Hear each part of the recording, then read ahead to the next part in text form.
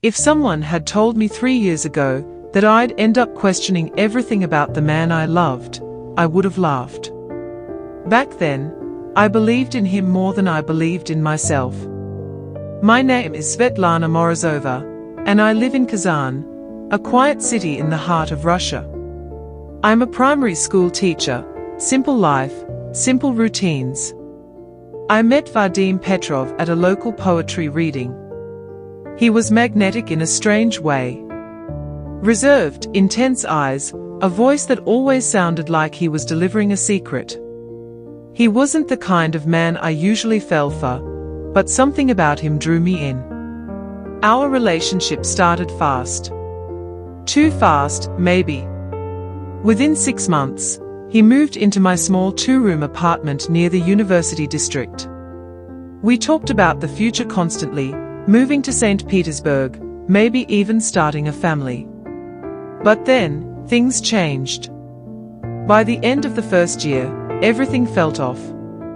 Vadim lost his job at the local cultural center. He said the director had it out for him. I tried to be supportive, cooked more, paid the bills, encouraged him to explore other options. But weeks turned to months, and his attitude shifted. He became cold. Not violent, never that, but emotionally distant. Then suddenly, overly affectionate. Like he sensed I was slipping away and needed to pull me back in. It was exhausting. He hated when I went out without him, even to see my mother. He'd sulk if I didn't reply to texts fast enough. He didn't want me meeting co-workers outside school hours, and anytime I brought up needing space, he'd twist it into guilt. "You're abandoning me when I need you the most," he'd say. So I stayed. But I started to feel suffocated. I missed myself. I missed laughing without checking his mood first. I missed making decisions without fear of a fight. I didn't even recognize who I'd become around him, careful, quiet, constantly second-guessing. I told my best friend Katya over coffee one day at a cafe near Bauman Street that I was thinking about leaving. Just leaving. Quietly. She didn't look surprised. "I've been waiting for you to say that," she said gently. "You've looked miserable for months." That night, I came home with a plan in my head. I was going to have a conversation with Vadim. Honest, direct. Not cruel. Just over. But as I walked in, he was already sitting at the table, hands folded, eyes strangely glossy. "I need to talk to you," he said before I could even open my mouth. My heart sank. Had he sensed it? Was he going to beg, threaten, cry?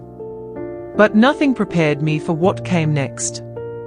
He looked me straight in the eyes and said, "I have cancer."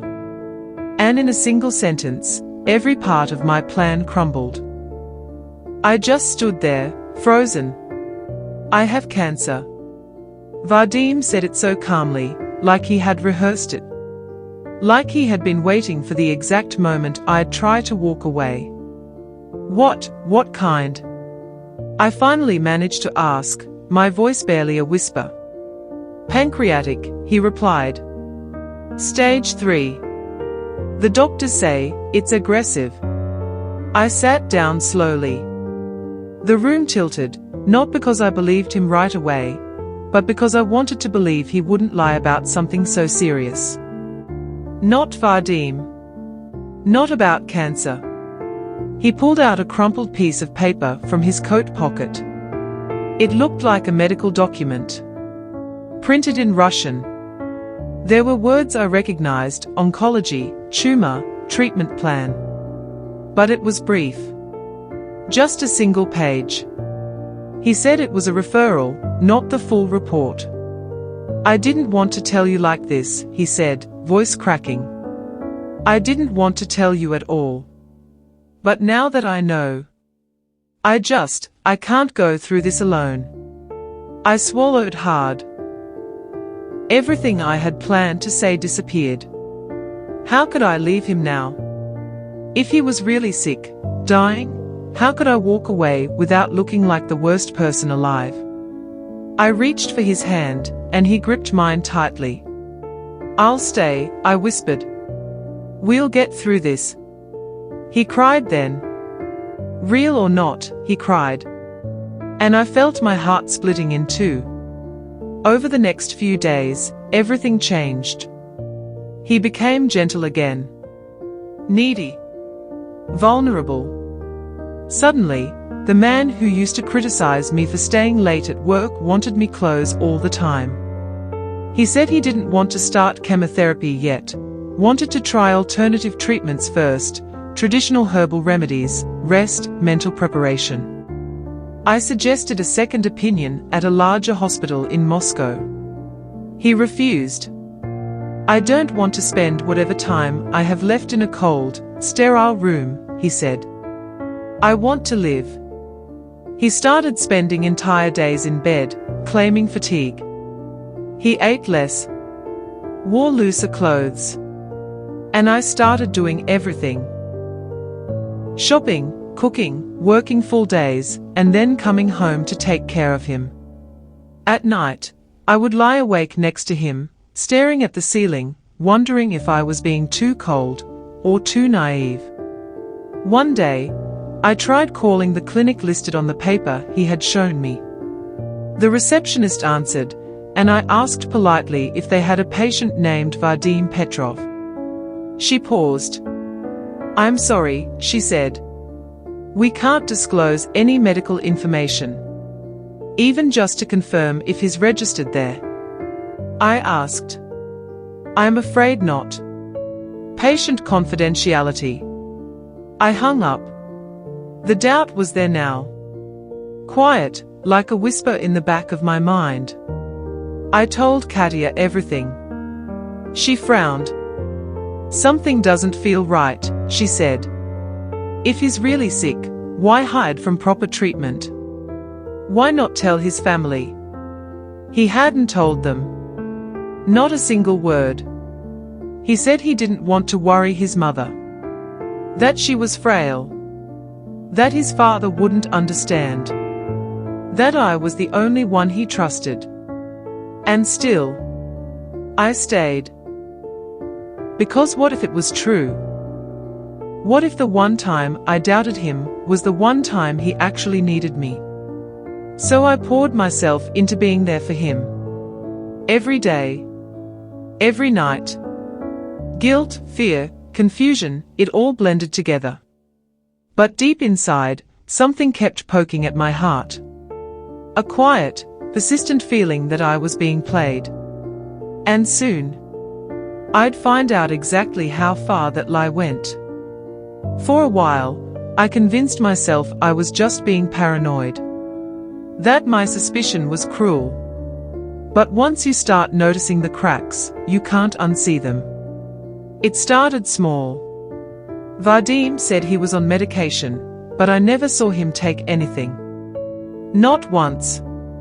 No pills, no injections, not even a vitamin. When I asked, he'd say, "I take them before you get home. I don't want you to see me like that." Okay, maybe. He said he was too tired to walk some days, but then I'd catch him wide awake at 3 a.m., sitting at his computer, headphones on, gaming. When I asked, he said it helped distract him from the pain. He said he had lost his appetite. Yet I noticed groceries disappearing faster than I could keep track. Entire tubs of sour cream, sausages, sweets. He said I must be imagining it. Then there were the medical appointments, or rather, the lack of them. He always told me not to come along. Said he needed to go alone, that it was too emotional. I offered to at least drop him off at the clinic. "No," he said firmly. "It's better this way. I don't want you to see me like that." I wanted to believe him. I needed to believe him. But more and more, I was starting to feel like an outsider in my own relationship. Like I was playing the role of caregiver in a play he was directing. And it wasn't just me. One day, Katia came over to visit. While I was in the kitchen, she struck up a conversation with Vadim. I overheard them laughing. For a moment, it sounded normal. Human. But then I heard him say something strange. I don't really feel sick today. Just need a good reason to stay in bed. My hands froze mid-air over the dish rack. When I came back into the room, they both went quiet. Katia looked at me with raised eyebrows. He smiled like nothing happened. After she left, I asked him directly, "What did you mean when you said you don't really feel sick?" His face changed, just for a second. Then he laughed. I meant emotionally. You know how it is. I nodded. But my stomach twisted. A few nights later, I looked through the drawer in his desk while he was out buying cigarettes. I wasn't proud of it. But I found the diagnosis letter. The same one he had shown me the night he claimed he had cancer. It was clearly fake. The paper didn't even have a clinic stamp. No physician's name, no signature. It looked like it had been printed from Microsoft Word. There were spelling mistakes, diagnoses instead of diagnosis, pancreatic instead of pancreatic. It didn't even look medical anymore. It looked like a school project pretending to be a medical file. My chest tightened. I stared at it for a long time. Then I placed it back exactly where I found it. I didn't say anything that night. Or the next. But the doubt had officially become certainty. He was faking it. I didn't know why yet. Whether it was out of desperation, fear, or control. But I knew. And I was done pretending not to. The only question left was, how far would he go to keep the lie alive? And what would happen when I finally called him on it? I waited 2 more days before doing what I probably should have done weeks earlier. I was calm, too calm, maybe. But there's a kind of silence your mind slips into when you've been gaslit for too long. You don't panic anymore. You calculate. Every step, every word, becomes part of your quiet rebellion. Vadim had another appointment scheduled that Thursday morning. He said he was going to the same oncology clinic again, the one I'd called weeks before, but couldn't get confirmation from. This time, I decided to take a different route. I contacted a friend of Katia's, Irina, who worked as a nurse at Republican Clinical Hospital of Tatarstan. Irina wasn't allowed to access patient records, of course. But she said she could help me speak with a doctor who might clarify the format of official diagnoses and referrals. Not names, just procedures. We met in the hospital's staff break room, an ugly little room with flickering fluorescent lights and the smell of old tea. I showed her the document Vadim had given me. She didn't even read past the first line before shaking her head. "This is fake," she said firmly. "No clinic in Kazan uses this formatting.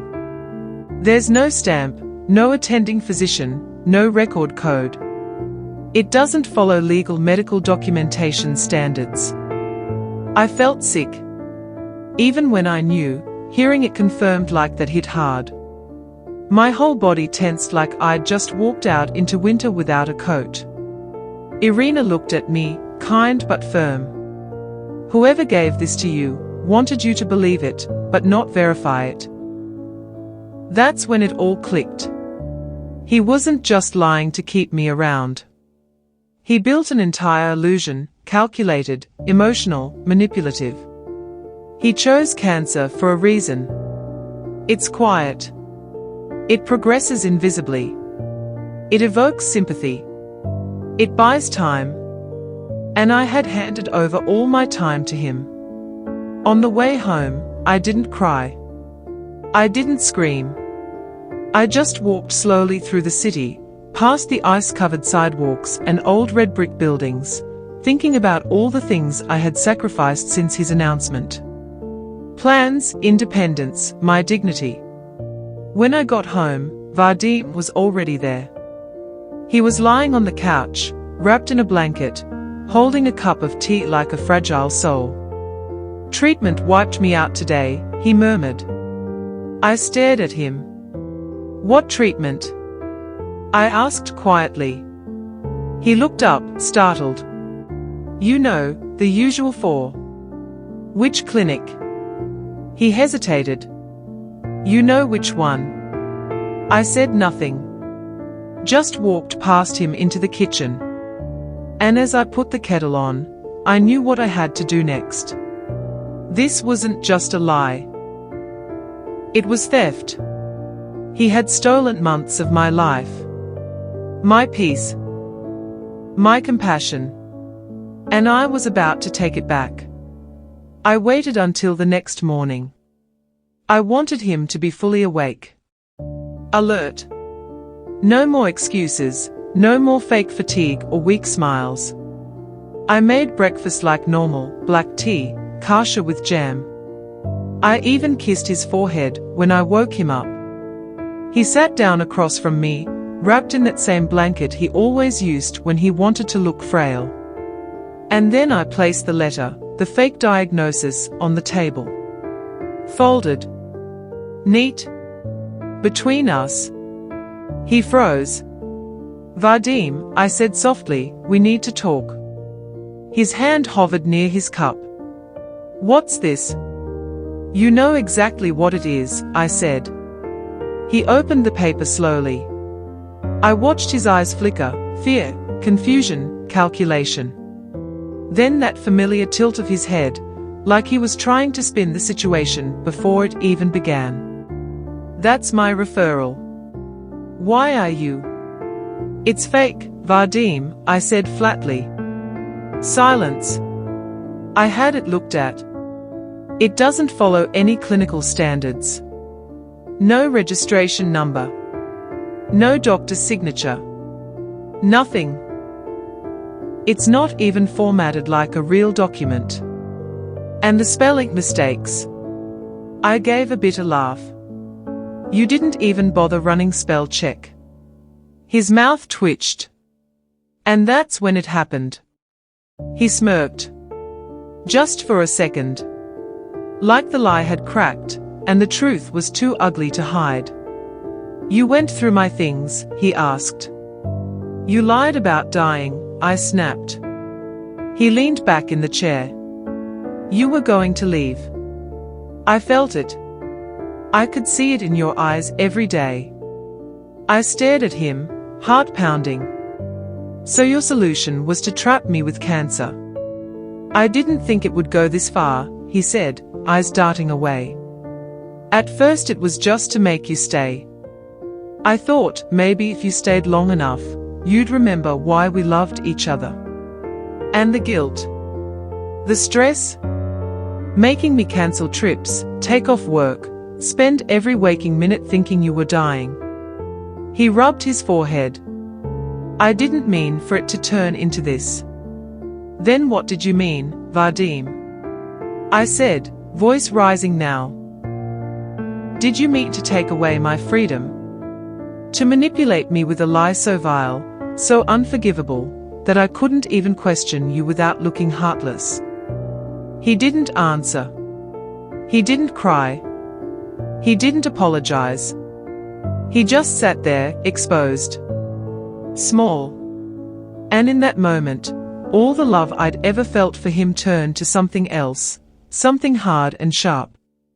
Not hate, exactly. Just clarity. I stood up.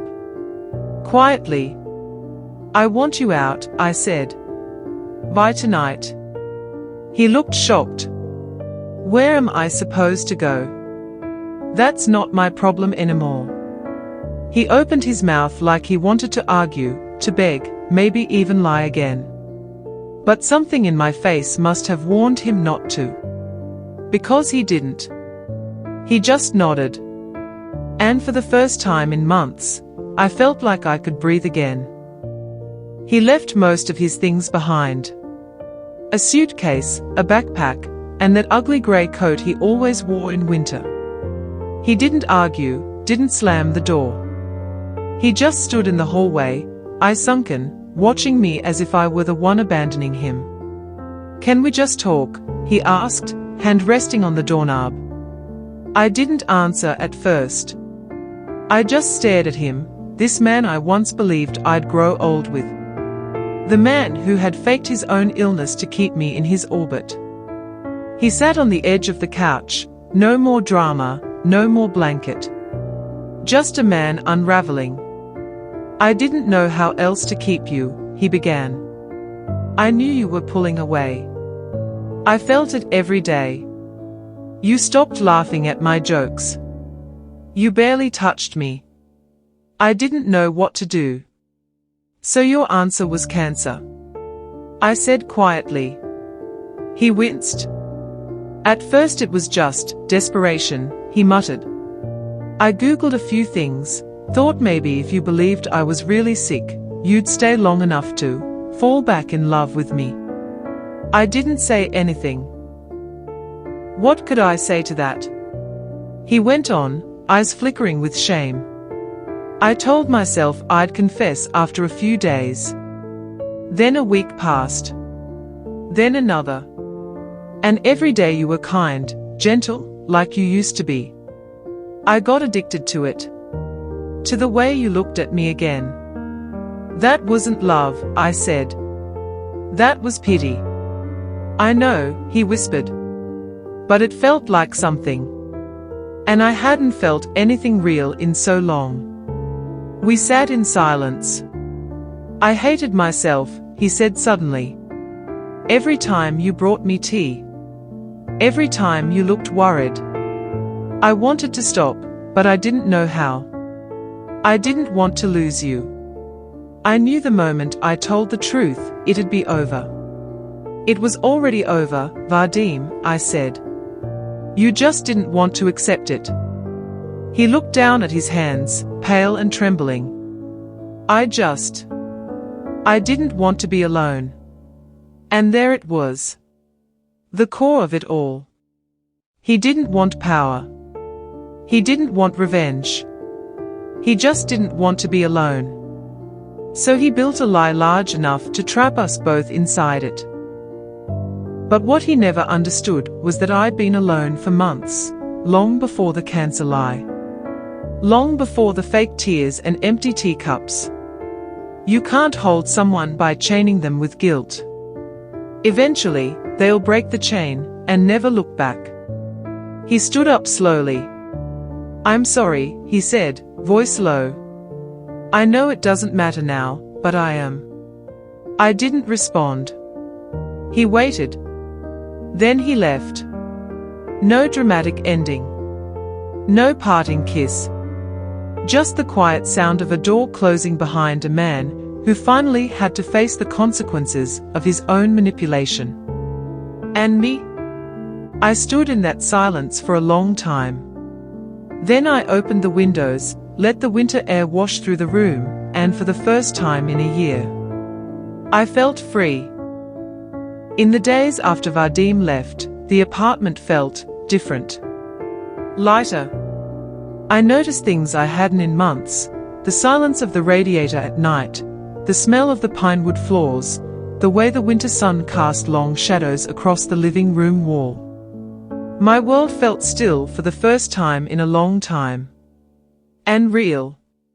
He didn't come back. No calls. No messages. No "I miss you" texts. He disappeared like a ghost that had finally been exorcised.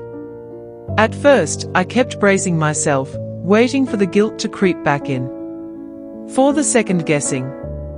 But it never truly came. Not this time. Because the longer I sat with it, the clearer it became.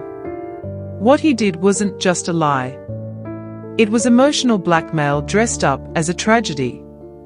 It was weaponizing my empathy. He hadn't trusted me to choose him on my own, so he took away my ability to choose at all. And that is not love.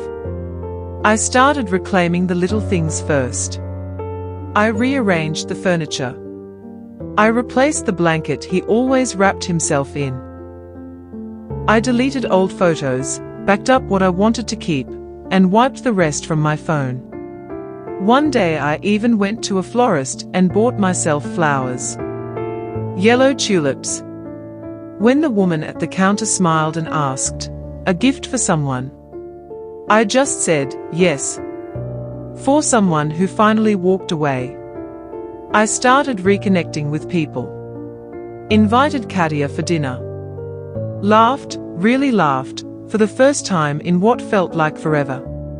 Went back to painting, a hobby I had dropped because Vadim once called it a distraction. I finally understood what freedom felt like, not dramatic, not loud. Just peaceful. I never told his family. I figured that was his mess to deal with. Maybe one day he'll tell them. Maybe not. But I didn't owe him my silence, just as I no longer owed him my life. Sometimes, people ask me if I regret staying as long as I did. And honestly, I don't. Because now I know what manipulation looks like. Not all control comes with yelling or slammed doors. Sometimes, it comes in the form of fake tears, whispered fears, and forged papers. Sometimes, it looks like love, until you look closer. But the most important thing I've learned: you don't need a grand moment to leave. You just need one clear truth, and the courage to walk out the door. And I did.